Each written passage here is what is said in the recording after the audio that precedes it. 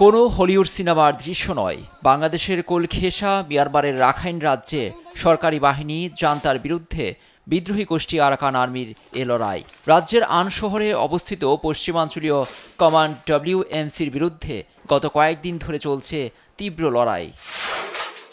রণক্ষেত্রের লড়াইয়ের ছবি ধারণ করেছে আরাকান আর্মি। বৃহস্পতিবার বিদ্রোহী গোষ্ঠী যখন আক্রমণে যায়, তখন আকাশপথে রাশিয়ার তৈরি জঙ্গি বিমান নিয়ে গোলা ও বোমা বর্ষণ চালাতে দেখা যায় জান্তাকে। থেমে থেমে বিস্ফোরণের শব্দ শোনা যায়, তবে নিচে থাকা সেনাদের চতুর্দিক থেকে ঘিরে ফেললে আত্মসমর্পণে বাধ্য হয় অনেকে। এদিকে বিমান হামলায় নিজেদের অনেক যোদ্ধা হতাহত হয়েছে বলে স্বীকার করেছে আরাকান আর্মি।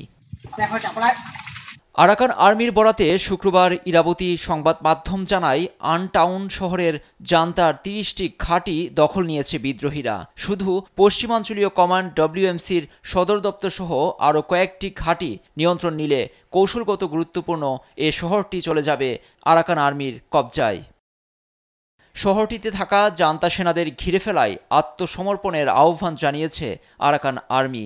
যারা সম্মতি হবে তাদের কোনো ক্ষতি হবে না বলেও আশ্বাস দেয়া হয়েছে। সম্প্রতি বাংলাদেশের টেকনাফ সীমান্তবর্তী মংডু শহরের নিয়ন্ত্রণ নেয় আরাকান আর্মি। অনেকটা ঝড়ো গতিতে একের পর এক ঘাঁটি দখল করে নেয় রাখাইন শিগগিরই সামরিক সরকারের হাতছাড়ার শঙ্কা জেগেছে। আরাকান আর্মি হল মিয়ানমারের জাতিগত বিদ্রোহী গোষ্ঠী থ্রি ব্রাদারহুড অ্যালায়েন্সের শক্তিশালী অংশ। 3টি বিদ্রোহী জাতিগোষ্ঠীর সমন্বয়ে গঠিত এটি।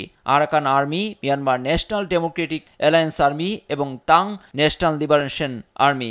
মিয়ানমার থেকে মিং অং লাইং সরকারকে উৎখাতই এদের অন্যতম লক্ষ্য। লুৎফর কবির, নিউজ ডেস্ক, দেশ টিভি।